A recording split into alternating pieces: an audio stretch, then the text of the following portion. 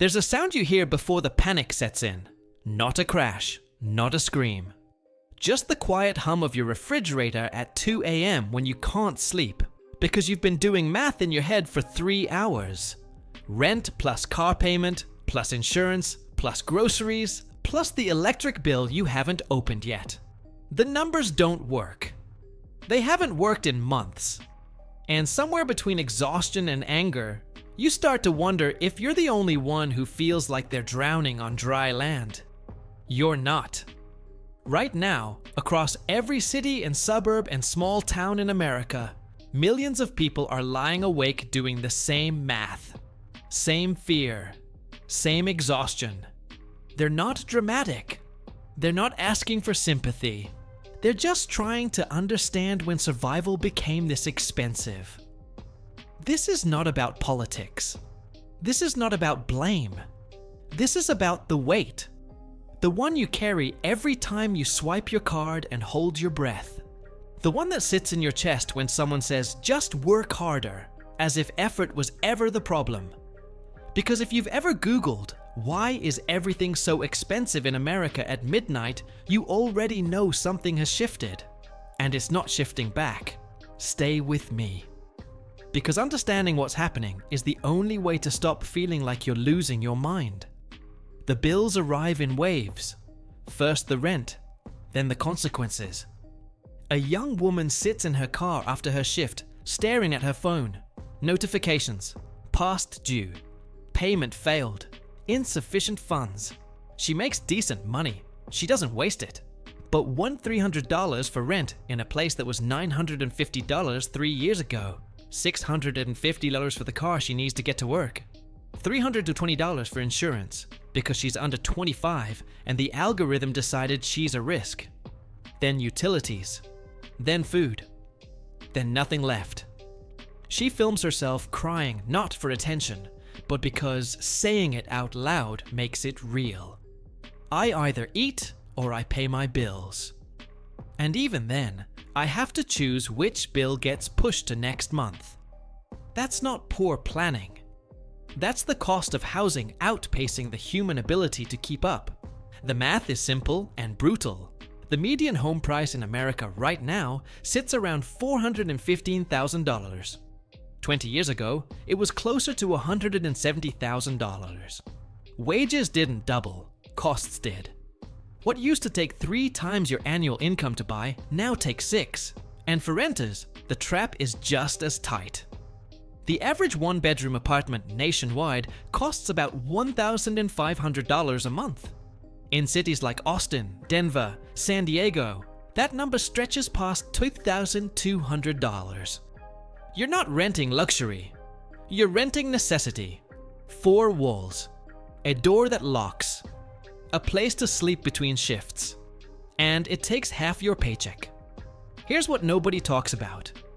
It's not just that housing is expensive. It's that it was designed to become expensive. For over a decade, builders didn't construct enough homes to meet demand. After the 2008 collapse, construction slowed and never recovered. At the same time, investment firms started buying up single-family homes by the thousands, turning them into rental inventory. Shelter became an asset class, a line on a spreadsheet. And when corporations compete with families, families lose. Then mortgage rates climbed from 3% to 7%, locking out first-time buyers entirely. Add rising property insurance, climate risk, inflation, and you get a market where prices don't fall because there's no reason for them to. This is the part that stings. Your parents bought a house in their 20s, maybe early 30s. It wasn't easy, but it was possible. One income, a decent credit score, a willingness to work. That was enough. Today, the average first-time homebuyer is 36 years old, the oldest ever recorded. You're not delayed because you're lazy. You're delayed because the door moved, and even if you get in, even if you sign the lease or close on the mortgage, you realize the rent was just the entry fee. Because the real weight comes from everything stacked on top, the hidden costs. The ones that don't make headlines, but drain you just the same. A woman in Texas opens her electric bill in July, $650. She stares at it, reads it again, thinks it's a mistake. It's not. June was $560. August is projected even higher. By the end of summer, she'll have spent over $2,000 just to keep her lights on and her air running in a state where summer isn't optional, it's survival. She's not running a mansion. She's not wasting power. She's living in a normal home, doing normal things, and getting punished for existing in a place where the grid is old, the heat is extreme, and the bill is whatever they say it is. Utilities used to be predictable, annoying, but manageable. Now they swing wildly depending on the season, the provider, the legislation, the weather. In some states, deregulation meant competition. In others, it meant confusion and price surges nobody can explain. Water bills have spiked in aging cities. Internet is no longer optional. It's required for work, school, healthcare, everything. And car insurance has jumped nationwide, especially for younger drivers, even those with clean records. Add it all together, and you're paying a second rent just to function inside the first one. Then there's the commute. A man talks about his routine. 4 hours of driving every day, 6 days a week. He's not complaining about the work. He's mourning the life he doesn't have time to live. No hobbies, no peace, no margin. Just highways and gas stations and the math that says he's spending $500 a month on fuel just to earn the paycheck that barely covers the cost of getting there. The average car payment in America is now over $700 a month. For many, it's over $1,000. Used cars aren't much better. Interest rates climbed. Inventory tightened. Prices soared. And unless you live in one of the few cities with reliable public transit, you don't have a choice. The car is not a luxury. It's the bridge between you and employment, between you and groceries, between you and survival. And that bridge is expensive to cross. None of this is individual failure. It's structural design. It's a system where the cost of entry into stability keeps rising, while the wages that are supposed to carry you there stay frozen. You're not imagining it.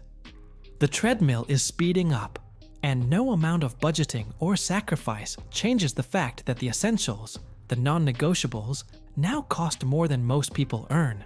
So where does that leave you? Tired, stretched, wondering if you'll ever get ahead or just keep getting by. And that question, that quiet ache, is what we're unpacking next. The grocery store is where the breaking point becomes visible. You can avoid buying a house, you can delay the car repair, you can cancel subscriptions, skip the vacation, wear the same clothes another year, but you can't stop eating. And that's where the math stops making sense. A young woman describes her routine. Every payday, she transfers a little money into savings. Not much, $50, maybe $100 if she can. She tells herself this time it'll stay there. This time she'll build something. And then 2 days later, she's pulling it back out. Not for fun, not for impulse, for groceries, for gas, for the basics required to make it to the next paycheck. Every time I save, she says, life takes it back. That's not financial irresponsibility. That's a system where the essentials cost more than people earn. The numbers confirm what she already feels. A single adult in America now spends anywhere from $300 to $450 a month on groceries, depending on where they live and what they buy. That's for one person. Families spend double, triple more. And even though the panic of 2022 has faded from the headlines, prices never came back down. They just stopped climbing as fast, which means every dollar buys less than it did 2 years ago. The inflation slowed. The damage stayed. But it's not just the price. It's the access. In neighborhoods across the country, especially in rural areas and low-income communities, grocery stores have closed, consolidated, disappeared. What's left are dollar stores, gas stations, and fast food chains. Fresh vegetables become rare. Whole grains become expensive. Protein becomes a luxury. And families trying to stretch a tight budget end up buying what's available and cheap, not what's healthy. This creates a cost nobody calculates up front. Eating poorly today means paying more later. Higher medical bills, lower energy, stress that compounds. Parents skip meals so their kids can eat. People ration portions. Replace fresh food with freezer food, not because they don't care, but because the math demands it. And every trip to the checkout lane becomes another reminder that you're falling behind. So people adapt. They swipe the card. They float the balance. They tell themselves they'll pay it off next month. But next month, the gap is still there. Credit cards have become the buffer between income and survival. Not for luxuries. Not for lifestyle inflation. For rent gaps. For surprise. Medical bills. For the grocery trip that went $40 over budget. For the car repair that couldn't wait. For the utility bill that spiked without warning. Right now, American households are carrying more than $1.17 trillion in credit card debt. The highest ever recorded. And the average interest rate sits above 22%. Let that settle. If you carry a $5,000 balance and only make minimum payments, you'll pay thousands more in interest alone. The debt doesn't shrink. It grows. And every month, the weight gets heavier. Here's the part that gets missed. Most people using credit cards this way aren't reckless. They're strategic. They're surviving. Surveys show that nearly half of cardholders use credit to cover essentials. Not vacations, not upgrades, groceries, rent, medicine. The things you can't negotiate or delay. Medical costs make it worse. Even with insurance, a single emergency room visit can run $1,500 out of pocket. Specialist appointments, prescriptions, dental work. None of it waits for you to save up. Health issues don't pause for budgets, so the credit card becomes the only bridge between the crisis and the bill. And once you cross that bridge, it's hard to get back. Over time, the cycle becomes normal. Debt isn't shameful anymore. It's expected, necessary. The gap between what you earn and what life costs gets filled with borrowed money. And every swipe tightens the grip. What makes this so insidious is the emotional toll. People know they're trying. They're budgeting, cutting back, doing everything right. And it still isn't enough. The system tells you to work harder, spend less, save more. But when the rent takes 50% of your income and the essentials take the rest, where exactly is the room to save? A man who works 6 days a week and drives 4 hours a day said something that stuck with me. He wasn't complaining about the hours. He was mourning the life he no longer has time to live. No hobbies, no rest, no joy, just work and sleep and the road in between. And when he looked at his budget, he realized he couldn't even afford the one small thing that used to make him happy. That's not laziness, that's loss. And it's happening quietly in millions of homes. People who are doing everything they were told to do, working full-time, showing up, playing by the rules, and still coming up short. The emotional weight of that is hard to measure, but it shows up everywhere. In stress levels, in relationships, in the way people talk about the future, or stop talking about it at all.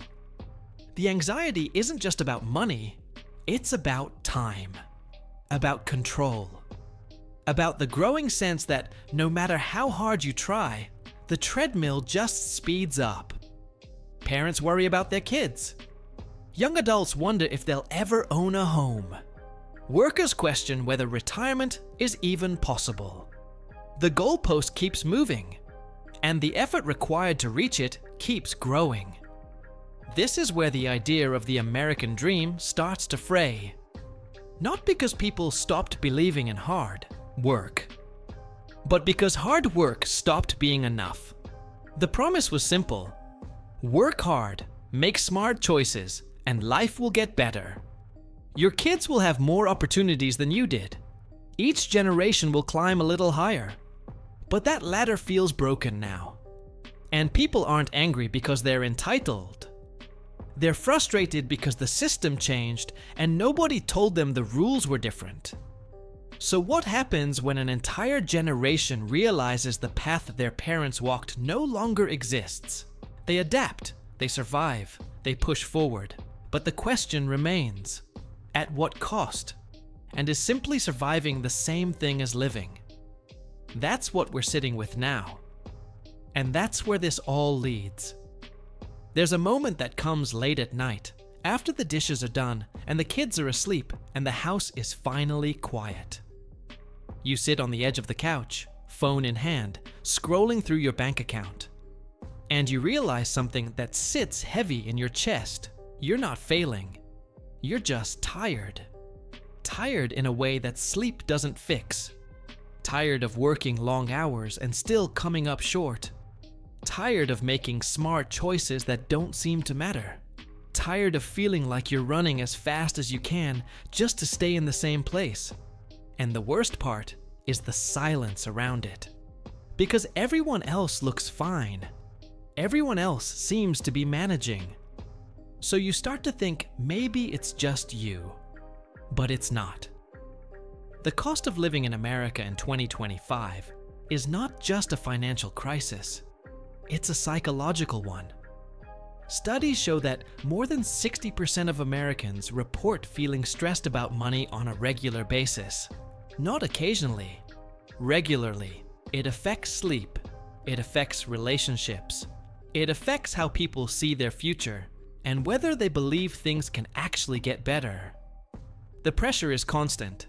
A single mother juggles 2 jobs and still has to decide which bill gets paid late. A young couple delays having kids because they can't afford childcare on top of rent. A middle-aged worker looks at retirement calculators and realizes the math doesn't work. None of these people are doing anything wrong.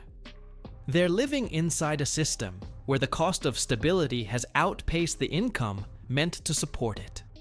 And the emotional toll is real. It shows up in the way people talk, or stop talking, in the dreams they postpone, in the guilt they carry for things that aren't their fault. Parents feel like they're letting their kids down.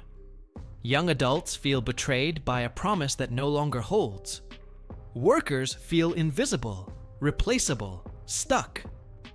The weight isn't just about dollars. It's about dignity, about worth, about the quiet erosion of hope. This is where the American dream becomes more than a talking point.